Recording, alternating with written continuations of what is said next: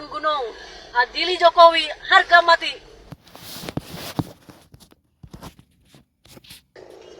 Negara dijual, rakyat ditindas. Adili Jokowi, harga mati. Negeri ini sudah diobrol sama Jokowi, rakyatnya ditindas. Adili Jokowi, harga mati. Warahmatullahi wabarakatuh. Kalau kita semua belakangan ini rajin misalnya membaca berita-berita politik, ada salah satu isu yang menurut saya paling happening, viral dan menjadi pergunjingan yang tak berkesudahan, yaitu soal gerakan vandalisme, semacam gerakan coret-coret tembok yang terjadi di berbagai tempat yang meminta supaya Jokowi itu diadili. Vandalisme ini terjadi di kota-kota besar, sebut saja misalnya ada di Solo, ada juga di Jogja, ada juga di Surabaya, ada juga di Malang, ada juga di Medan, dan konon di Jakarta juga sudah mulai bermunculan vandalisme serupa supaya Jokowi diadili. Inilah yang saya sebut sebagai satu isu politik yang per hari ini mendapatkan expose politik di atas rata-rata, menjadi pergunjingan dan menjadi perdebatan yang tidak berkesudahan.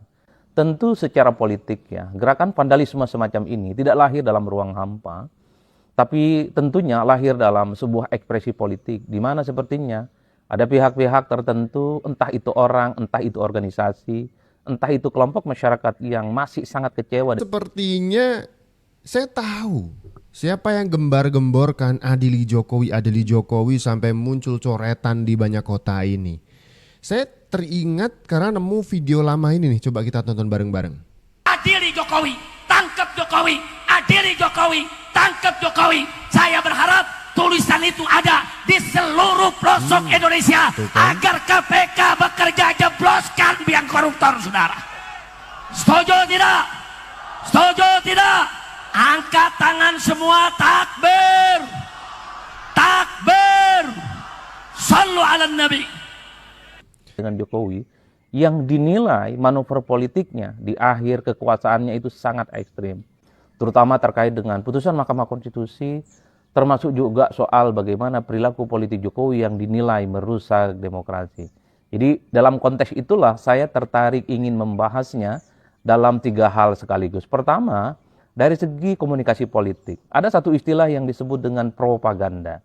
Jadi propaganda itu adalah semacam pesan politik yang sengaja dihembuskan, sengaja disampaikan oleh pihak-pihak tertentu, entah individu ataupun kelompok. Tujuannya adalah untuk menyerang seseorang, tujuannya adalah untuk mendiskreditkan seseorang, tujuannya adalah untuk menjatuhkan reputasi seseorang.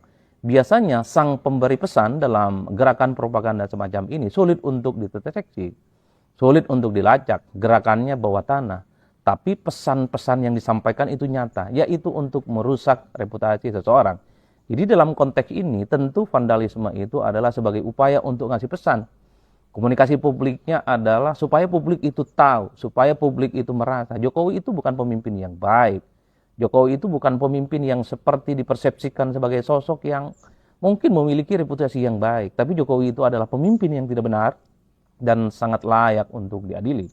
Itu yang saya kira dalam propaganda politik menjadi penting disampaikan dalam konteks bagaimana melihat gerakan vandalisme adalah bagian untuk membangun kasak-kusuk politik. Jokowi itu adalah pemimpin yang gagal dan sangat layak untuk diadili. Meski secara diskursus soal propaganda ini kan masih terjadi pro dan kontra. Ada yang memperbolehkan, ada juga yang melarang karena itu dianggap sebagai komunikasi politik yang anti-etika, gerakan dan opini politik yang kemudian dianggap sebagai sesuatu yang justru tidak pernah menyajikan fakta-fakta yang objektif. Tapi terlepas di antara segala-galanya, tentu saja propaganda semacam ini tujuannya satu, bahwa ingin menyerang Jokowi dan bagaimana merusak kredibilitas Jokowi sepanjang Jokowi menjadi presiden 2 periode di Republik Indonesia. Itu konteks propaganda.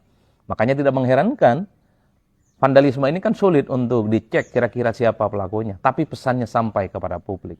Itu yang pertama. Yang kedua, harus diakui. Ini kan menegaskan bahwa sebenarnya ada pihak dan kelompok-kelompok tertentu yang sampai hari ini itu tidak terima dengan manuver politik Jokowi. Masih kecewa dan masih marah karena Jokowi itu dianggap sebagai mantan pemimpin yang merusak demokrasi, dianggap presiden yang dulunya terlampau jauh cawe-cawe dalam urusan pemilu khususnya, pemilu di 2024, yang kemudian sang putra mahkota juga bisa bertanding dalam pilpres. Ini adalah ekspresi-ekspresi kemarahan yang sepertinya sampai hari ini itu akan terus disampaikan melalui gerakan-gerakan vandalisme itu. Bahkan kalau kita agak sedikit flashback ke belakang, beberapa hari yang lalu, beberapa waktu yang lalu, ada juga yang demonstrasi supaya Jokowi itu minta diadili. Bahkan ada yang disebut dengan Nurani 98, mantan-mantan aktivis 98 mendatangi KPK berbekalkan data OCRP yang menyebut Jokowi bagian dari salah satu pemimpin terkorup di dunia untuk segera diusut. Itu kan adalah ekspresi dari sebuah kemarahan dan kekecewaan secara politik yang sampai hari ini masih cukup nyata. Bagaimana Jokowi itu hampir setiap hari selalu mendapatkan protes dan perlawanan, terutama dari kelompok-kelompok aktivis dan kelompok-kelompok kritis. Mungkin Jokowi ini adalah mantan presiden pertama kali di Indonesia setelah tak lagi jadi presiden, terus dirongrong, terus dikritik, dan bahkan ada pihak-pihak yang kemudian meminta supaya Jokowi itu diadili. Nah, tapi yang paling menarik adalah yang ketiga, soal respon Jokowi. Seperti biasa, respon Jokowi itu kan datar-datar saja. Respon Jokowi itu pendek, dan responnya itu terkesan tidak menganggap bahwa gerakan vandalisme dan serangan-serangan yang mengarah kepada dirinya itu adalah sesuatu hal yang penting. Itu adalah gaya khas dari Jokowi. Tapi secara persamaan, Jokowi itu ingin menunjukkan semakin Jokowi diserang, semakin Jokowi itu dihujat, Jokowi selalu menunjukkan bagaimana kemesraan dan kedekatannya dengan rakyat. Ya terbukti misalnya, rumahnya Jokowi itu kan hampir setiap saat menunjukkan bagaimana antrian yang cukup panjang hanya sekedar bertemu dan berselfie dengan Jokowi. Di berbagai tempat, di acara-acara tertentu, masih banyak orang-orang yang juga ingin selfie dan foto bersama dengan Jokowi. Itu adalah yang saya sebut sebagai kontra narasi dari Jokowi. Bicaranya pendek, tapi pada saat yang bersamaan, Jokowi menciptakan satu peristiwa politik bahwa Jokowi itu semakin dekat dan semakin dicintai oleh rakyatnya. Setahu saya, ini adalah gaya komunikasi politik khas Jokowi. Kalau dikritik membabi buta, kalau diserang membabi buta, dihujat terus-menerus, Jokowi pasti menunjukkan sebuah aktivitas yang sangat populis, sebuah aktivitas-aktivitas yang terkesan dekat dengan rakyat. Makanya tidak mengherankan kalau Jokowi itu diserang. Dulu misalnya disebut-sebut dan dikaitkan dengan status Hasto yang jadi tersangka, dikait-kaitkan dengan OCRP misalnya, yang menempatkan Jokowi bagian dari salah satu pemimpin terkorup. Jokowi kan responnya datar, pendek, dan terkesan tidak ada apa-apa. Tapi kan pada saat yang bersamaan, gestur politik Jokowi menunjukkan bagaimana aktivitasnya yang dekat dengan rakyat. Itulah yang saya sebutkan. Apapun yang terjadi dengan vandalisme per hari ini, jadi kalau kita mau lihat secara rata-rata, Jokowi juga mampu dan melakukan perlawanan dengan cara membangun narasi bahwa Jokowi semakin dihujat, semakin diserang, tapi Jokowi itu semakin dicintai oleh rakyat. Entah kita semua menilainya. Apakah kita itu bagian dari kelompok yang mengatakan Jokowi itu layak untuk diadili, ataukah sebaliknya Jokowi itu sangat tidak layak untuk diadili. Itulah yang saya sebut sebagai narasi isu yang belakangan ini berkembang cukup signifikan. Inilah politik kita. Inilah realitas yang terjadi hari ini. Mantan Presiden di Republik Indonesia yang katanya punya reputasi yang cukup panjang, mampu membangun infrastruktur di mana-mana, dinilai sebagai mantan presiden yang berasal dari rakyat biasa, tapi setelah tak lagi jadi presiden, terus mendapatkan hujatan, terus mendapatkan kritikan, dan terus ada gerakan-gerakan yang terus meminta supaya Jokowi itu diadili.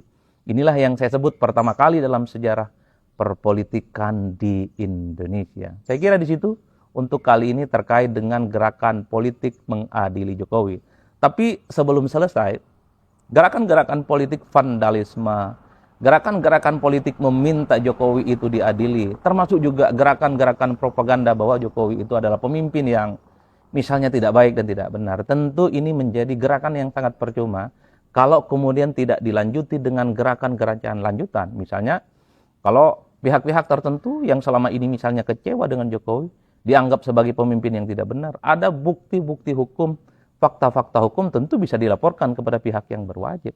Bahwa Jokowi adalah sebagai sosok dan mantan presiden yang sangat layak juga untuk diadili dalam konteks hukum-hukum tertentu.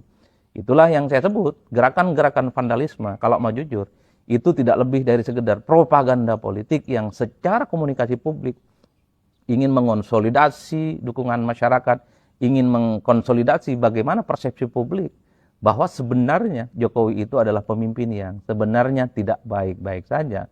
Karena gerakan vandalisme itu hanya berhenti di situ, dan sepertinya tidak ada gerakan-gerakan yang kemudian membuat bagaimana Jokowi itu dilaporkan kepada pihak-pihak berwajib.